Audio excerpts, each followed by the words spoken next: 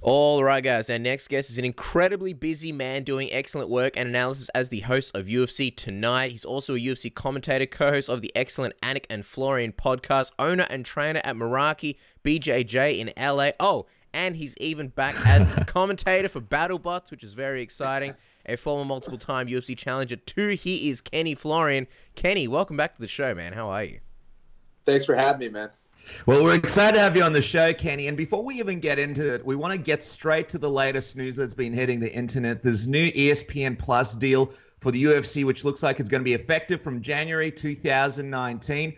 I mean, it's pretty recent, but have you seen the news? And what do you think about this new deal? I have seen the news. I don't know much about it. I haven't been informed about it or anything like that.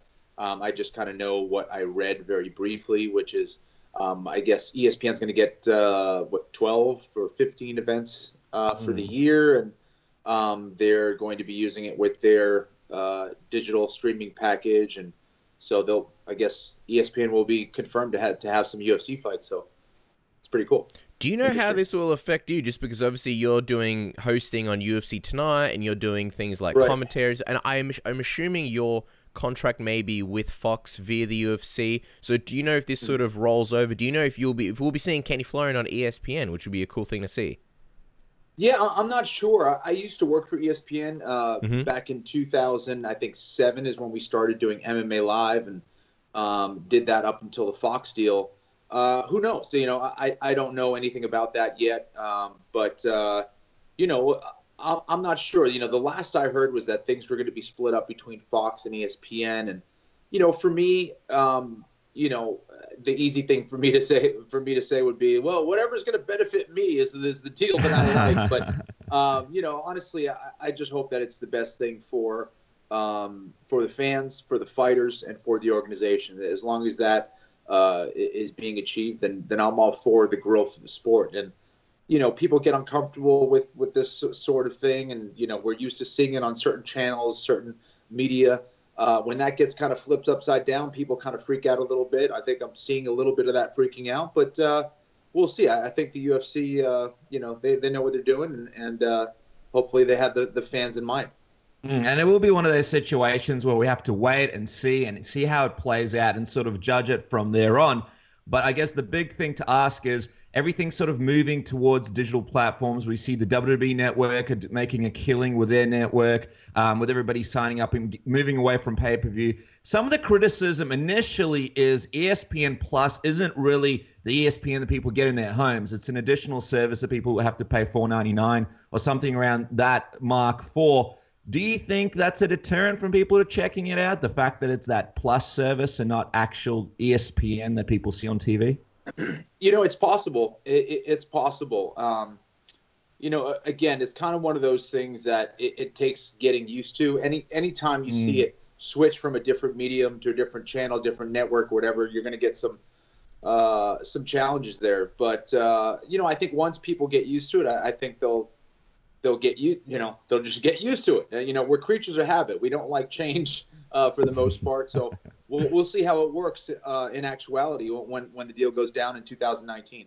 Well, it's interesting because Dennis mentioned pay-per-view, and obviously the guy who was the king of pay-per-view. Obviously, the UFC will never move away from pay-per-view. It's their main source of revenue. But while we're talking about pay-per-view, George St. Pierre, a guy that you were talking about recently, I believe, on the MMA Hour, you were speaking about how you would see him potentially coming back and fighting guys like, say, Conor McGregor, Khabib, coming back just for those super fights. The latest rumors, Dana White has said on UFC Unfiltered that they're targeting GSP versus Nate Diaz for UFC 227. That'd be August 4th in Los Angeles. What did you think of the news when you saw that? Obviously, it's just rumors at this point, and would you expect that to be realistic for GSP to come back that soon, especially after his bout with colitis? Oh, it's interesting. I don't have the latest on George and how he's feeling. My understanding is that he has been training again. And my other understanding is that he really wants a big fight. Nate Diaz has confirmed himself as a big fight now. I think he's a big superstar. He's an excellent fighter. He's been fighting a very long time. I don't know if George is going to find that so interesting. I think he would probably want a rematch against Nick over Nate, and possibly fight, someone like a Tyron Woodley. But I don't know. You know, I think that at this point in his career, George is looking for big challenges, new challenges. You know, the fact that he might be going down to 155 pounds sounds pretty interesting. It sounds like it is a new challenge. I haven't confirmed that with anyone in their camp. When I did bring it up to one of the coaches in that camp, they seemed to be surprised and unaware about that news. But again, who knows? Which one did you bring up? The Nate Diaz fight? What's that? Which one did? Yeah. So the Nate Diaz fight. So they weren't really aware of it, and again, who knows? Maybe they're out of the loop. But my understanding is that they were taken by surprise and they didn't really know that was the fight that George was targeting or even wanted. Interesting, because when he was on the MMA Hour, you know, Nate Diaz was sort of, you know, asked as far as, you know, what do you think about that fight? And he didn't really seem that interested. He spoke about how he wants to do fights for, you know, that do something for his legacy. If he was to fight Nate, do you think that would do anything for George's legacy at this point, considering what he's done in the past? Right. I mean, it's hard, right? Because, you know, George has done so many great things in this sport. He's had so many great challenges. The latest, of course, winning the 185-pound belt after being the champ for so many years at 170 pounds. So I don't know. I don't know if, and while Nate Diaz is a tremendous fighter, I don't know if that's the kind of thing that he looks back on and says, you know, that was one of the highlights of my career. I don't know. And I don't think George is motivated by money at this point. He's motivated by the challenge. So whether Nate Diaz is that challenge that's going to get him to fight again, I'm not so sure. And just for playing around and having a little bit of fun, how would you see that matchup play out, Nate Diaz versus GSP? Would you think it goes similarly to the fight that he had with Nick Diaz? Yeah, listen, I think that Nate is a very good fighter. I think that both of those fighters would probably be more suited to fight at 170 pounds.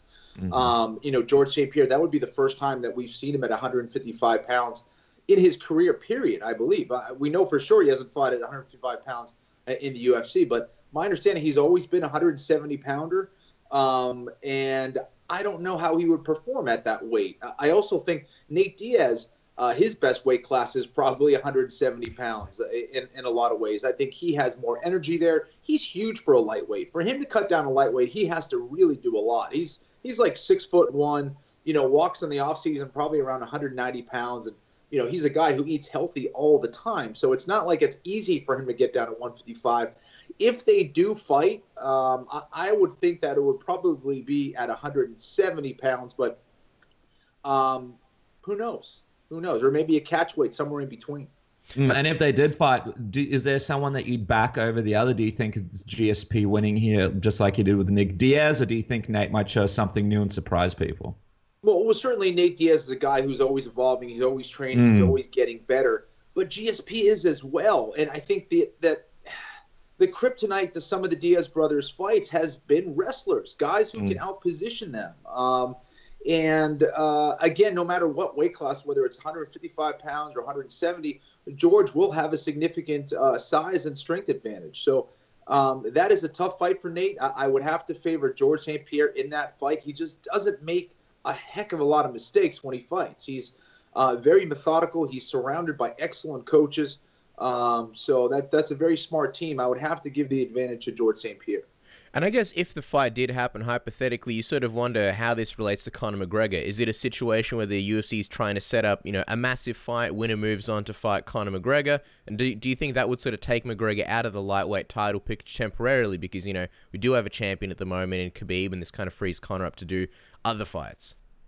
Yeah, you know, I was thinking about this rumor the other day, and that was the justification in my mind for that fight happening. That would probably be the only justification for that fight happening, would be to pit those two together, and winner gets the money fight. You know, so it does make sense. Not to say they wouldn't make a whole lot of money in that fight between GSP and Nate Diaz, but a fight against Conor McGregor certainly is a different level. And we want to get your thoughts on UFC 224 quickly in just a second. But while we're talking about lightweight and what's going on, who would you like to see Khabib fight when he returns in November, December? People are still trying to figure out who the best candidate would be. What would be the ideal fight for Kenny Florian to see Khabib fight against? Listen, the easy answer is Conor McGregor. I think Conor was the former champion at 155 pounds. They obviously have a history. You know, it was unfortunate what happened with the Conor incident in New York. However, you know, that's your tape right there to hype up their fight. Not to mention, you know, the Ireland versus Russia thing, that would be interesting. Conor McGregor is one of the few strikers who I think can counter-strike and land a shot on Khabib as he comes in. We saw certain vulnerabilities in his last fight against Ali Quinta. We've seen those vulnerabilities before. People just kind of forget about them. And Khabib really hasn't had to rely on his striking very much. He gets to the clinch, he takes you down, he beats you up. Rinse, wash, repeat. Conor, you know, I think would maybe find a way to land that knockout shot. Now, if he gets himself in the guard, I don't think Conor's going to be a threat to Khabib on the ground. But I do think he's a big-time threat on the feet, and Conor has the capability of knocking out anybody in and around his weight class. It's definitely a fight that needs to happen at some point. Just looking over to this weekend, UFC 224, obviously Amanda Nunes and Raquel Pennington. One of the big stories here is Raquel Pennington, definitely a worthy title challenger, but she's coming off a massive 18-month layoff. I'm wondering, Kenny, I know in your career you never took any massive layoffs, but, you know, as a fighter, if you were to you know, be jumping into a title fight and be trying to overcome things like cage rust, how would you do it? What is it that fighters can do, and what is it that, you know, Raquel could potentially have done sort of in this camp? And do you think it is realistic to try and shake off, you know, cage rust when going up against someone like Amanda for potentially 5 rounds? It's not ideal. I think very few fighters can take that time off and come back. And if they do, and if they are able to do it, typically it's fighters who have had a lot of experience. You know, Dominic Cruz has been fighting for a very long time. He had a tremendous amount of experience. So for him to be able to come back like he did, or George St. Pierre to be able to come back like he did after those long layoffs, it's unusual and it's rare. And I think those guys are able to do it, first of all, because they're great fighters. But second of all, they have a lot of experience that they can recall, that they can call from in their previous Octagon experience. Raquel Pennington doesn't quite have that kind of experience. She is mentally tough, though. So you definitely need to be mentally tough in order to have a long layoff and then come in and have a title fight right off the bat. Her back is against the wall here. I mean, Amanda Nunes, just that challenge alone is difficult. But coming off that long layoff just makes it that much more difficult. It's going to be a very interesting matchup in the sense that Amanda's going to be performing in front of Brazil. She's had a little bit of trouble, Kenny, connecting with fans in the US, connecting with fans in Australia, connecting fans overseas outside of Brazil. Possibly because she's got a little bit of, you know, limited English, but also some people don't really, aren't really sold on her just yet as a household name. Do you think a big signature win in Brazil does something for her here? I definitely think it helps her in Brazil, right? And again, I think it solidifies her that much more. Anytime you start to go on a win streak as a champion, people start to talk about it. You know, for Amanda, it's difficult because, you know, the responsibilities of a champion isn't just going out there and defending your belt.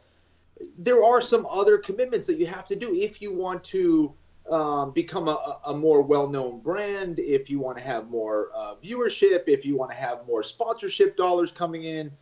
But all that stuff takes time. In some ways, I respect Amanda Nunes more, the fact that she's like, you know what? I just want to focus on fighting. I want to go in there and fight. And when I'm done fighting, I go back to training again. And I'm not out in the public eye.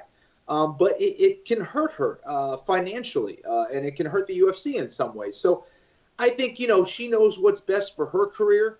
I don't think she's doing all the things outside of the cage that she really needs to. But, you know, at the end of the day, it's about winning and getting her hand raised. And right now she's doing that. So she's doing a great job so far. I think this is another fight that's going to get her respect amongst the fan base worldwide. Just on that, when you say you don't think she's doing some of the things outside of the cage that she needs to, what do you mean by that? You mean like some of the trash talk, like hyping up fights in certain ways? No, not necessarily. No, not the trash talk. I'm not a huge fan of that, but I think it comes down to, let's say, for example, Ronda Rousey. I mean, she was on like every single magazine cover that was out there. She was doing talk shows. She was visiting here. She was visiting there. She was doing a lot of the PR. She was really becoming the face and becoming an ambassador for the UFC. For Amanda Nunes and her limited English, or, you know, she's improving, it can be tough. It can be tough to be that face, to be that voice. I think she could certainly do that in Brazil. She does live in the U.S., which further complicates those things. So, I don't necessarily disagree with her choice. That's the thing. I think if her focus is on winning, she's doing all the right things. And when it comes to who you think is going to win this one, do you think people are going to get a surprise Pennington coming back and defying the odds, or do you think it's just going to be what a lot of people expect, Amanda Nunes walking away with a win? I like Raquel. She's very tough. I think she has a knack for making the fight scrappy. If she's able to do that and make it a brawl, that's going to be very important. When you're a technical fighter like Amanda Nunes, you got to get them to brawl. And that's what Raquel Pennington has to do. I don't think Amanda Nunes at this point in her career is going to succumb to that kind of strategy. I think she's going to play the smarter fight. I think that's what she needs to do. Nunes has the advantage on the feet and on the ground. She has more experience. It's going to be tough for Pennington to pull it off. I suspect that Amanda Nunes will probably win within 3 rounds. In the co-main event, you got Jacare taking on Kelvin Gastelum. This is a fun matchup. It's sort of got old line versus new line written all over it. Yeah. I believe I heard you say on your podcast, great Anik and Florian podcast, that around the Whitaker fight, you sort of you saw Jacare looking a little bit different, maybe physically. I'm wondering if you sort of feel like after this Brunson win, this has sort of swayed you, or do you feel like maybe age is sort of starting to catch up with Jacare? And do you think that might play a factor in this fight at all? Oh, listen, Jacare is getting older, and as we know, that does play a factor in your speed, in your mobility, and how you move, and how you can recover from injuries and all that stuff. And Jacare he had a torn pec. You could see it in the fight against Whitaker. He just was not looking the same. Not to say that's a big excuse, because at the end of the day, he took the fight, and Whitaker took advantage of that situation. But it's going to be tough, especially against a younger Kelvin Gastelum, who has legitimate knockout power. This is a tough fight for me. Kelvin seems to shine when the lights are brightest. This is certainly one of the biggest fights of his career at Jacare Souza. I think on the feet, Kelvin is the more technical fighter. I think he's a little bit more dangerous as well. When he's putting together combinations, I think he's a much better striker than Jacare. Does he hit harder than Jacare? I don't think so, though. I think Jacare has a little bit more power when he's kicking, when he's punching. He's not the most technical guy. He's not really setting you up with a whole lot of slick striking.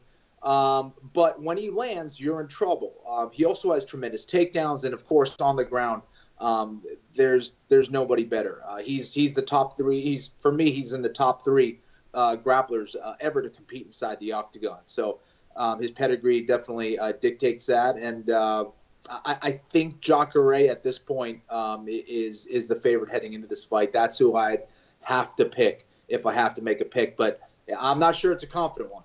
Just to sort of elaborate on that, if you see Jacare winning, do you see it more sort of like a Chris Weidman situation where Chris Weidman ended up on top and he ended up being able to submit Kelvin Gastelum? And I guess, what do you think Kelvin would have to do in terms of improvements to sort of prevent that from happening? Is it as simple as, which obviously isn't simple, is it as simple as just keeping the fight standing and using his hand speed?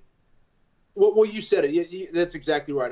I would think that Jacare would find a way to keep it on the ground, take him to the ground. Him being the bigger fighter, I think he could really take advantage of that size difference against Kelvin Gastelum. Gastelum is pretty good on the ground when he gets on top. He's not great when he's on bottom, right? So I think that for Kelvin, people forget he's still a 170-pounder. I think he can be a champion. I don't think he can do it on 185 pounds, though. I think he's much better suited for 170 pounds.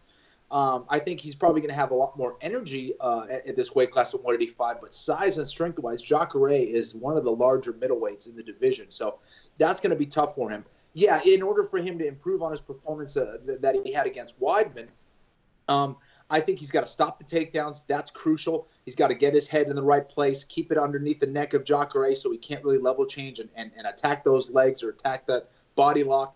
And move his feet extremely well. He's got to be able to sprawl, keep the fight in the center of the octagon where he can sprawl and he can move up against the cages where Jacare can hit some of those takedowns. If he can start to land those combinations and back Jacare up, I think Kelvin absolutely can win this fight and win it by finish. You mentioned how Jacare is one of the best grapplers in the UFC. I have to quickly mention MacKenzie Dern, who's going to be competing against Amanda Cooper. Some interesting stuff happened. John Crouch asking him to leave the MMA lab and train in California. It's a quick turnaround as well for Dern. Do you think things are happening a little bit too fast for her, or do you think we'll see another successful performance from her at UFC 224? You know, this isn't an easy fight. Amanda Bobby Cooper is a good striker. She's decent on the ground, certainly not at the level of MacKenzie Dern. I think, you know, in the beginning of your career, I think you should stay active. Assuming you are healthy, you should stay as active as possible. I love what Israel Adesanya is doing as well. He's staying very active. He's going into the UFC and he's taking these fights back to back to back. If you are injury-free, this is exactly what you should be doing, assuming you're not having these crazy wars. I think you should stay as busy as possible. Why? First of all, you're going to get a better fan base. People are going to follow you more. This is what has made Cowboy Cerrone such a big star. Number two, you're going to get a ton of experience right off the bat. And I think the closer that turnaround is, I think the more comfortable you're going to be in the octagon, the more comfortable you're going to be on fight week, getting used to all those things. It's going to help you further on down the line as you get more experience. And I don't think they need to do that later on in their career, fight every 3 or 4 months. But as you start your career, that's a huge benefit. It's something that I think really benefited me to get comfortable fighting in the octagon. So the official Kenny Florian prediction is MacKenzie Dern going over this weekend. I think MacKenzie gets the submission win, yes. All right, well, while we're talking about high-level grapplers, of course, we got to mention Kasai. And Kasai Pro 2 wasn't that long ago and featured a heap of big names such as Gary Tonin, Gordon Ryan, Yuri Simões, our very own Craig Jones. And that's obviously something that you're part of. What do you think it is about Kasai that attracts these, you know, big names and makes it possible to create such stacked events and cards? You know, honestly, it's the passion. It's the passion of the people involved. Hollis Gracie, Richard Byrne. Those guys absolutely love jiu-jitsu, and they'll do whatever it takes to further the sport and get the best grapplers in the world to compete. And you know, when you're a genuine fan, when you have a genuine love for the sport, these are the kind of tournaments, these are the kind of events, these are kind of matches that they'll be able to put together. So, you know, the people involved have just been phenomenal, and they're learning every single time out. And I think that last event was proof that, you know, already in only its second event, Kasai has established itself as one of the best grappling organizations in the world. And I mean, there are some great moments in the event of Pro 2. For people that haven't seen it yet, what are a couple of matches that you recommend to go back and check out? What are a couple of favorite moments from the night for Kenny Florian? You know, Eddie Cummings against Canuto, I think, was just phenomenal. There wasn't a whole lot of action, but it was really interesting, a very technical battle. Eddie Cummings, one of the best leg attackers in the world, against Canuto, the guy who won it in the first Kasai grappling tournament.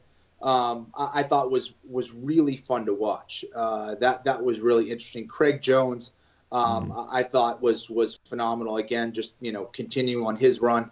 Yeah, I think every single tournament, I think they're looking to step up their game and get better and better matches. And I think it's only going to get better from here on out. And people are hearing about Kasai and, you know, excited to compete for the organization as they should. And the good thing is, you've also got Kasai Elite Grappling Championships. That's going to be taking place on June 16th. That's around the corner in New York College in Jamaica, Queens. It's going to be men's, women's gi, and no gi divisions. You can even qualify to compete at Kasai Pro 3 if you win at 170 pounds. That's one of the cool things about these amateur tournaments. In your opinion, what is it that makes sort of, you know, this New York's best amateur BJJ tournament? Because I feel like New York was sort of, there's a lot happening there, but it was a little bit sort of, I guess, left out. Now you've got Kasai there. It's kind of helped fill the void, and it's already kind of established itself as, you know, the premier one in New York. You know, listen, I think that it comes down to having more events, having more competitions, having more high-level opportunities for these grapplers to compete. I think in Southern California, you know, we have a lot. We probably have more than any other place in the world besides Brazil. So I think the more events you have, the more ability you give these competitors to go out there and practice their craft. I think there's jiu-jitsu, and then there's the practice of competing itself. And I think when you have all these high-level events, it's motivating. These competitors want to get ready for these things. They're training very hard, and competing regularly is the most important thing. And I know that you competed not that long ago. Would you ever be interested in jumping in and throwing in the hat at Kasai Pro? A bit of a surprise entrant, because we know you're still a beast on the mats. I would love to. You know, one thing I learned from that last event was that I can't be doing 100 different things. Yeah, you do a million things. I was doing. You're on daddy duty right now, right?